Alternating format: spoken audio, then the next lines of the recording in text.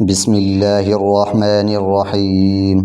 اب ان تین آیتوں کے بعد چوتھی آیت ہے ایاک نعبد و ایاک نستعین، جس کے معنی یہ ہے کہ اللہ ہم آپ ہی کی عبادت کرتے ہیں اور آپ ہی سے مدد مانگتے ہیں۔ یہ اس آیت کو پر غور کرنے کے لیے دو تین باتیں ذکر کرنا ضروری ہوگا۔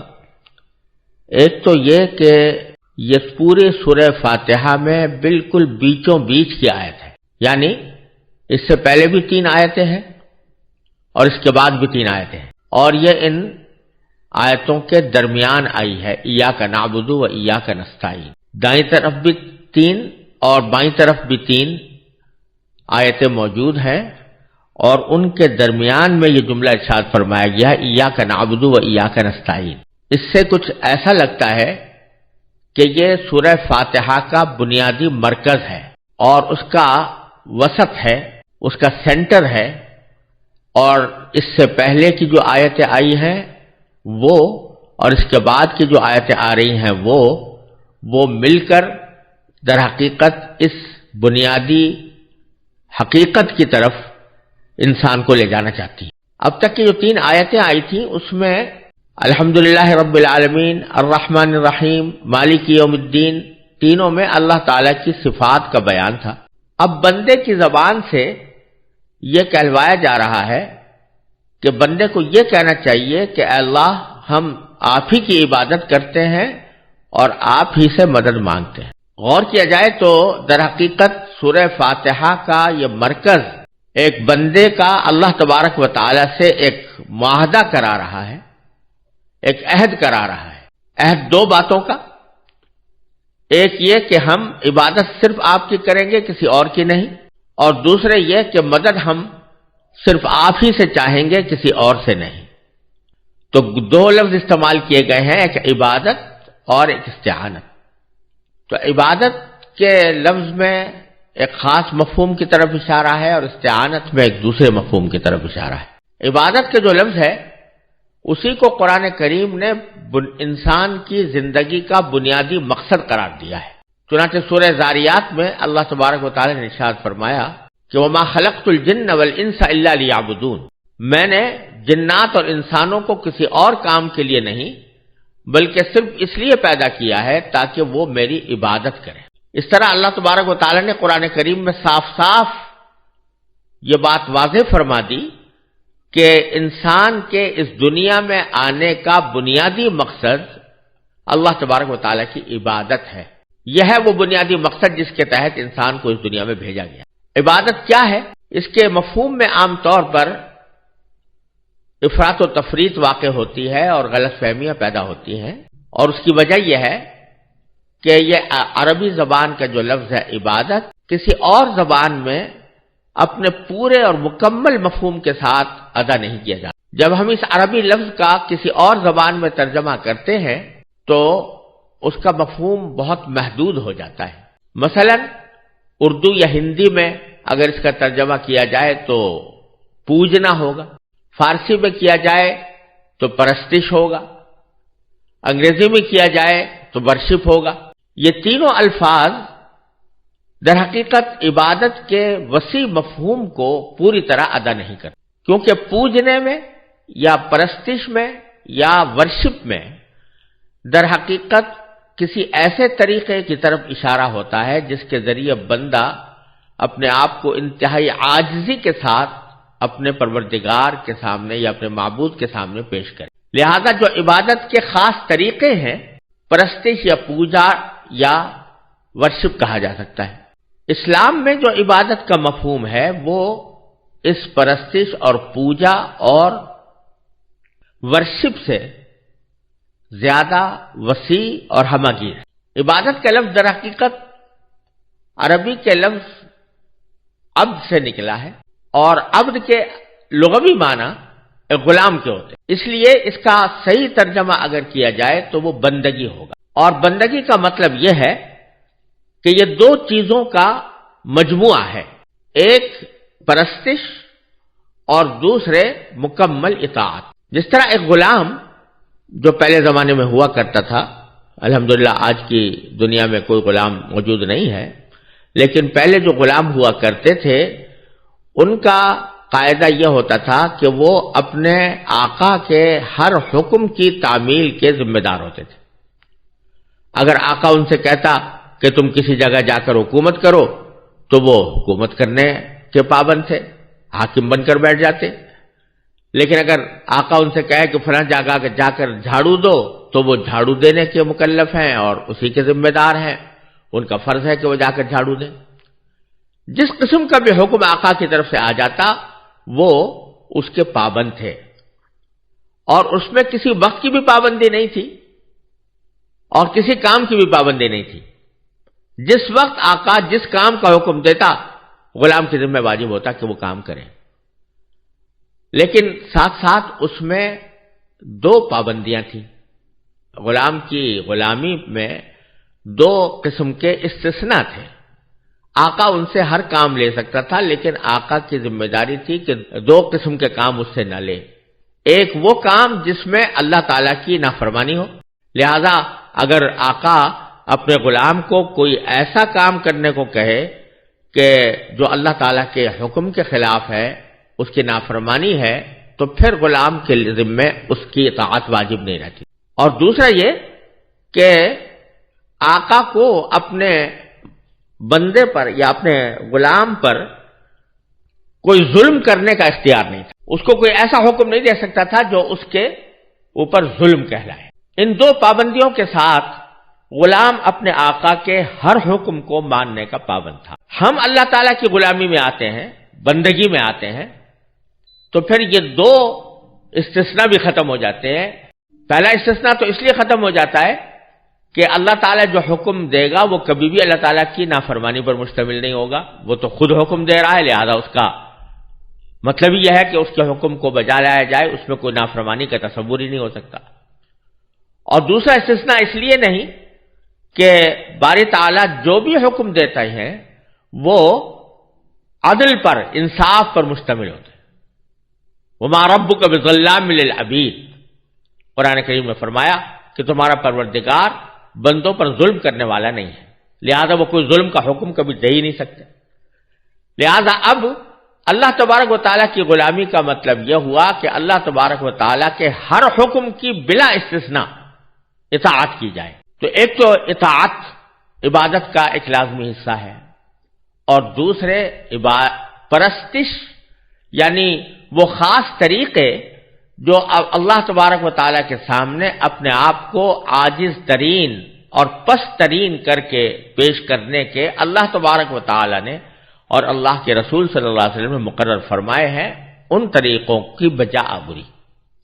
جیسے نماز جس طریقے سے بتائی گئی ہے اس طرح پڑھنا ہمارے ذمہ ضروری ہے. روزہ جس طرح رکھنے کی تعلیم دی گئی ہے اسی طرح روزہ ہمیں رکھنا ضروری ہے.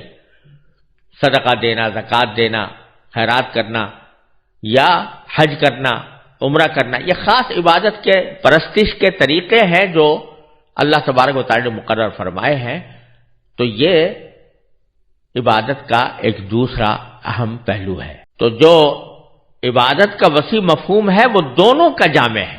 ایک طرف پرستش اور پرستش کے جو مقررہ طریقے ہیں ان کو اللہ تعالیٰ کے لیے اختیار کرنا، اور دوسرے اطاعت یعنی مکمل اطاعت اس کائنات میں سوائے اللہ تبارک و تعالیٰ کے کسی کی نہیں ہے.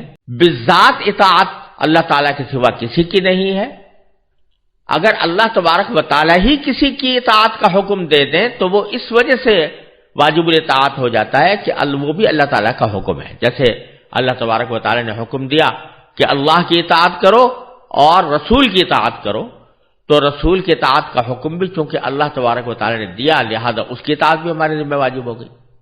لیکن بالذات اطاعت سوائے اللہ تبارک و تعالیٰ کے کسی اور کی نہیں. یہی وجہ ہے کہ مثلا والدین کی اطاعت کا بھی اللہ تعالیٰ نے حکم دیا ہے، لیکن والدین کی اطاعت اس شرط کے ساتھ مشروط ہے کہ وہ کسی گناہ کا حکم نہ دیں، کسی نافرمانی کا حکم نہ دیں. تو مکمل اطاعت بھی کسی اور کی نہیں ہو سکتی اور بالذات اطاعت بھی کسی اور کی نہیں ہو سکتی. یہ کہلانا مقصود ہے ایاک نعبد میں کہ میں آپ ہی کی عبادت کرتا ہوں، یعنی اطاعت بھی کسی اور کی بالذات اور مستقل سمجھ کر نہیں کروں گا، اور مکمل اطاعت کسی کی نہیں کروں گا، اور ساتھ یہ کہ پرستش بھی سوائے آپ کے کسی اور کی نہیں کروں گا۔ جو پرستش کے اعمال مقرر کیے گئے ہیں، جیسے نماز ہے، قیام ہے، رکوع ہے، سجدہ ہے، یہ کسی اللہ تبارک و تعالیٰ کے سوا کسی اور کے سامنے سجدہ نہیں ہوگا۔ یہ پیشانی اللہ تعالیٰ کے سامنے ٹکے گی، کسی اور کے سامنے نہیں ٹک سکتی۔ اسی واسطے اللہ تبارک و تعالیٰ کے سوا کسی اور مخلوق کو سجدہ کرنا یہ بالکل منع ہے، اور کسی انسان کے لیے جائز نہیں ہے کہ وہ اللہ تبارک و تعالیٰ کے سوا کسی اور کو سجدہ کرے، چاہے وہ کتنا ہی قابل تعظیم بزرگ ہو، یا کتنا ہی قابل تعظیم نبی ہو یا ولی ہو یا بزرگان دین میں سے ہو، ان میں سے کسی کے بھی آگے سجدہ کرنا جائز نہیں، یا رکوع کرنا جائز نہیں، یا کوئی ایسا طریقہ اختیار کرنا جو پرستش کا طریقہ کہلاتا ہے، وہ اختیار کرنا کسی کے لیے بھی جائز نہیں ہے سوائے اللہ تبارک و تعالیٰ کے۔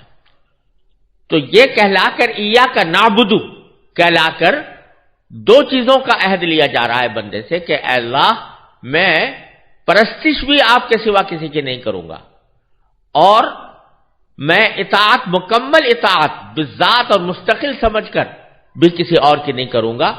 جن مخلوقات کی اطاعت انسان کرتا ہے وہ بھی اس لیے کرتا ہے کہ اللہ تبارک و تعالیٰ نے اس کا حکم دیا، اگر اللہ تعالیٰ نے حکم نہ دیا ہوتا تو پھر اطاعت اس کی واجب نہ ہوتی۔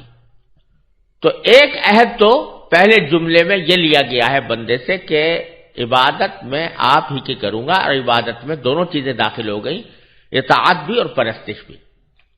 دوسرا جملہ یہ فرمایا گیا ایاک نستعین، یعنی مدد بھی ہم اے اللہ آپ کے سوا کسی اور کی نہیں چاہیں گے، کسی اور سے نہیں مانگیں گے۔ یہاں کسی کے ذہن میں یہ خیال پیدا ہو سکتا ہے کہ دنیا میں تو جب انسان رہتا ہے تو اس کو بعض اوقات دوسروں سے بھی مدد مانگنی پڑتی ہے، مدد لینی پڑتی ہے۔ فرض کیجئے کہ اگر آپ کو لباس پہننا ہے اور لباس کو سلوانا ہے اور آپ کو سلوانا نہیں آتا تو کسی درزی کی مدد کی ضرورت ہوگی۔ کوئی مکان تعمیر کرنا ہے تو مکان کی تعمیر کے لیے معمار کی مدد کی ضرورت ہوگی۔ کوئی بیماری لاحق ہو گئی ہے تو کسی معالج یا ڈاکٹر یا طبیب کے پاس جانا پڑے گا اور اس سے مدد لینی ہوگی۔ تو سوال یہ پیدا ہوتا ہے کہ جب ہم اتنے لوگوں سے یہاں دنیا میں مدد لے رہے ہیں تو پھر یہ دعویٰ جو کیا جا رہا ہے کہ اللہ ہم آپ کے سوا کسی کی مدد نہیں چاہیں گے، کسی سے مدد نہیں مانگیں گے، اس کا پھر کیا مطلب ہوا؟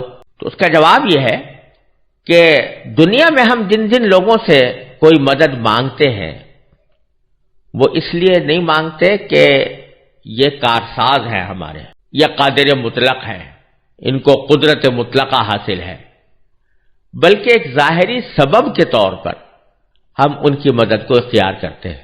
اگر فرض کیجئے آپ کسی ڈاکٹر کے پاس علاج کرانے کے لیے جا رہے ہیں اور اس کی مدد لے رہے ہیں، تو ایک مسلمان کا عقیدہ یہ نہیں ہوتا کہ یہ ڈاکٹر شفا دے گا، بلکہ اس کا عقیدہ یہ ہوتا ہے کہ اس کے پاس چونکہ انسان کے معالجات کا علم ہے تو اس لیے یہ میری بیماری کو صحیح پہچان کر وہ دوا دے گا جس میں اللہ تبارک و تعالیٰ نے تاثیر رکھی ہے۔ لہذا ڈاکٹر کے دل میں صحیح بات ڈالنے والا بھی اللہ، اور جو تدبیر اس کے دل میں آئی ہے اور جو تدبیر اس نے مریض کو بتائی ہے تو وہ تدبیر دل میں ڈالنے والا بھی اللہ تبارک و تعالیٰ ہے، اور اس تدبیر کو کارگر اور فائدہ مند بنانے والا بھی اللہ تعالیٰ ہے۔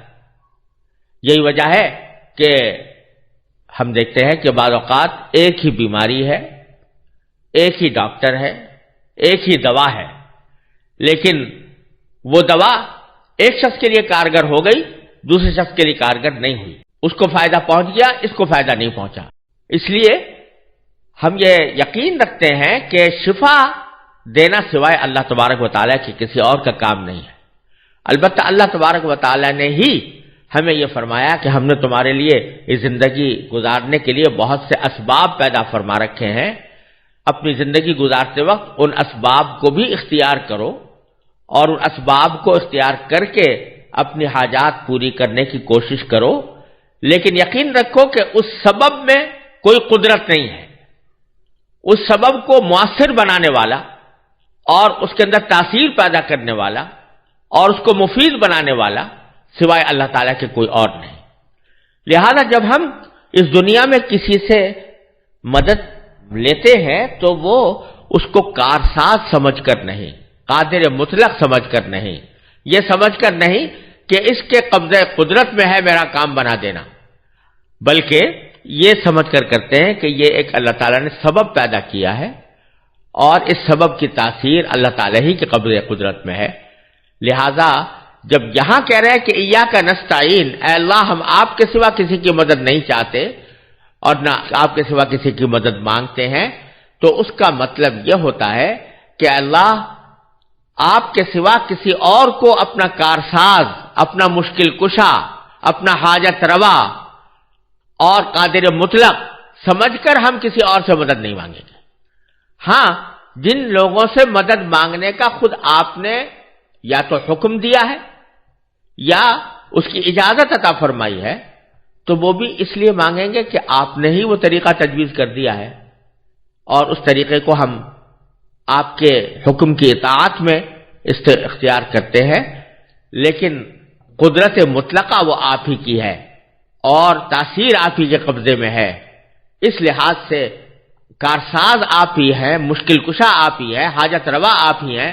آپ کے سوا کوئی کارساز، کوئی حاجت روا، کوئی مشکل کشا نہیں ہے. اور یہی معنی ہے ایاک نستعین کے.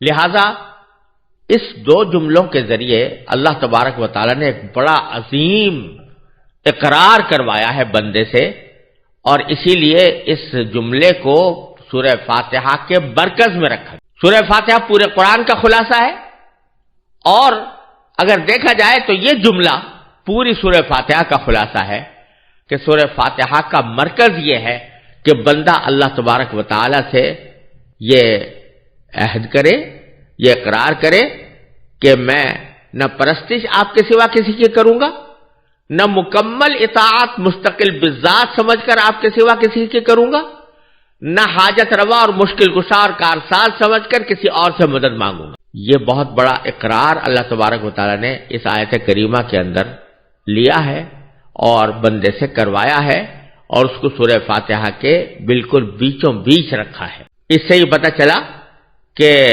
بندے کو جو اس دنیا میں بھیجنے کا اللہ تبارک و تعالی نے مقصد بتایا تھا کہ میں نے سوائے عبادت کے کسی اور کے لیے نہیں بھیجا، تو اس مقصد کا اعتراف اس آیت میں کرایا گیا ہے بندے سے کہ ایاک نعبد و ایاک نستعین.